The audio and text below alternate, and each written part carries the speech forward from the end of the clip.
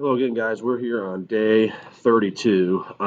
Quick thing today. We're going to define four terms, okay? And so they're the different ways people can become unemployed. So you're opening a new set of notes. They're going to look like this, all right? And you'll notice as you go through, I'm going to give you the definition of the type of unemployment. I'm going to give you a quick analogy to help you remember. And then if you want to use it in a sentence, you can do that also. So hopefully some ways that'll help you remember the terms when we get to the final exam next in a week and a half. Okay, so anyway, let's get started here. Quick little daily blog asking you to come up with as many ways a person can lose their job. Okay, so do that real quick. You should be able to come up with about, well, I don't know, there's several different ways. Now, don't come up with a bunch of different ways. Sorry, a bunch of different ways people can get fired. Don't do that. That's not what we want. So, like, no one way is fired, right? Meaning that like I'm not capable of doing my job, or I do something stupid and I lose my job that way. Okay, so that's one. Okay, so try to come up with some other ways. The second part has you figuring out the unemployment rate for a particular country. If you didn't watch the video from day 31, I would go back and figure out that formula. So you'll need to know that on the final. So do those real quick. Go ahead and pause it if you need to. All right. So I'm just going to list a couple different ways I can be to lose my job. Technology can replace me. Technology can replace me. I can be laid off. There's a difference between being laid off and getting fired. Laid off means like the business just doesn't need me anymore, meaning that like they're either not busy enough, maybe they go out of business. Again, sometimes we put those two terms, fired and laid off, kind of together. They're two different things though. Okay, so fired, technology, laid off. I can quit. I don't know if that would be considered losing your job, but I can quit. And then, I said there was at least five. Oh, the seasons can change. Right? The seasons can change. So if I'm a snowplow driver, I may not be employed in the summer. But a lot of people try to find something to do besides that. So anyway, those are five reasons. We're going to define some different ways people can lose their jobs as we move forward here. Okay. For number two, I have a country that has a population of 200. Now remember, the definition of being unemployed is that I've got to be actively looking for work. So I've got to be putting in job applications for the most part, is how we're going to describe that as we ask you these questions. So these retired people are not, we're crossing them out. The country's population doesn't really matter. We're not really worried about that. We're going to ignore that. Okay. So we have stay-at-home parents, or 80 are retired stay-at-home parents or full-time students not looking for jobs. Okay. I would tell you if they were looking. 12 people are looking but cannot find a job. Okay, so we've got 12 unemployed.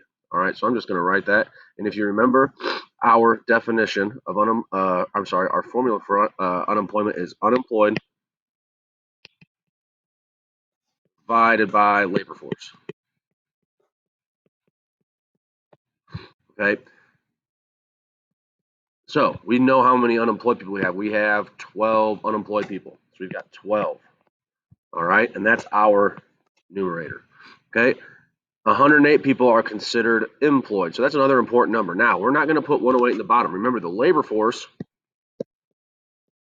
equals unemployed plus employed. Okay, so in this case, it's 12 plus 108. 12 plus 108 is 120. Okay, so now I've got my formula. I take 12 divided by 120 and multiply that by 10. That's going to equal 10% in this particular case. Okay, that's my unemployment rate. You want to know how to do that for the exam. Okay, let's get to these definitions. You're taking them on this paper here. Okay, so we're going to go in order. I know that if you have the document open, you have kind of two sections of it. That's because I cut it in half for students that come in. So just to save some paper, but you only need to obviously fill in one half. Okay. And anyway, we're going to go in order. Let's get started here.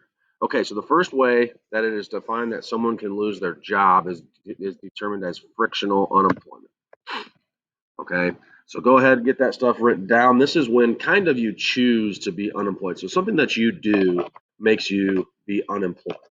So you can be fired in this case. All right. So like you choose to get fired, kind of right. Like you choose to do something dumb to get fired. We're gonna kind of put that in there. I know sometimes people get fired for stuff not their fault, but we're gonna put that in that category.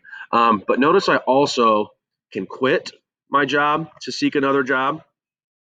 Okay. Or I can either I can decide to just go look for a job. So maybe I am a student and I decide to get a job. And while I'm looking for that job, I am frictionally unemployed. Okay, so anybody that's looked for a job before, maybe just for a real short period of time, you're determined to be frictionally unemployed because you were out of the workforce. Now you're entering the workforce. You're frictionally unemployed. So I like to give you these analogies for these, okay, and just to kind of help you remember, what you're saying, and when you have to give an example of someone becoming frictionally unemployed, okay, is you have friction with your boss, you have friction with your situation, you're not making enough money, and it causes you to leave your job for another. Okay, then if you want to, you can use it in a sentence. Also, I use it in a sentence the way I just described to you guys being unemployed as far as entering the workforce. Structural unemployment. Okay, this is going to be when I am going to be replaced by technology. Why they don't call it technological unemployment, I do not know, but it's called structural unemployment. And the way that I remember it is that my analogy is that a structure is built that can replace me. Okay, now you've got to use that term structure. Obviously, I'm using it because it's in the definition or in the vocabulary word, right? So you got to use that term structure kind of loosely. Like the internet can be considered a structure, right? So the internet has replaced a lot of jobs, whether it's a small town, locally owned business, whether it is a travel agent, whether sometimes banking is all done online now, and so a structure is built that can replace me. I used my sentence in there. His job got replaced by a machine. Uh, it's kind of the easiest way that we think about that as well. Okay, seasonal unemployment's a little bit easier. This is when the seasons change, and I am unemployed during a particular time of the year. It can happen in the summer or the winter. Now, the tricky part is, remember, to be considered unemployed, I've got to be looking for a job. Okay, so is a teacher unemployed in the summer? It depends. Is that teacher looking for a job? Okay, so long story short, for a teacher, we get paid through the summer, so we're not considered unemployed by the government. We can't collect unemployment checks, but we could be considered unemployed if we are looking for a job through the summer. Okay, so again, if I am a snowplow driver and I make enough money in the winter and I don't do anything in the summer, I'm not considered unemployed. But if I obviously try to maybe do landscaping in the summer as a snowplow driver, then I could be considered a unemployed person. Okay, the last one is referred to as cyclical unemployment, and this is when I get laid off due to a decline in business activity.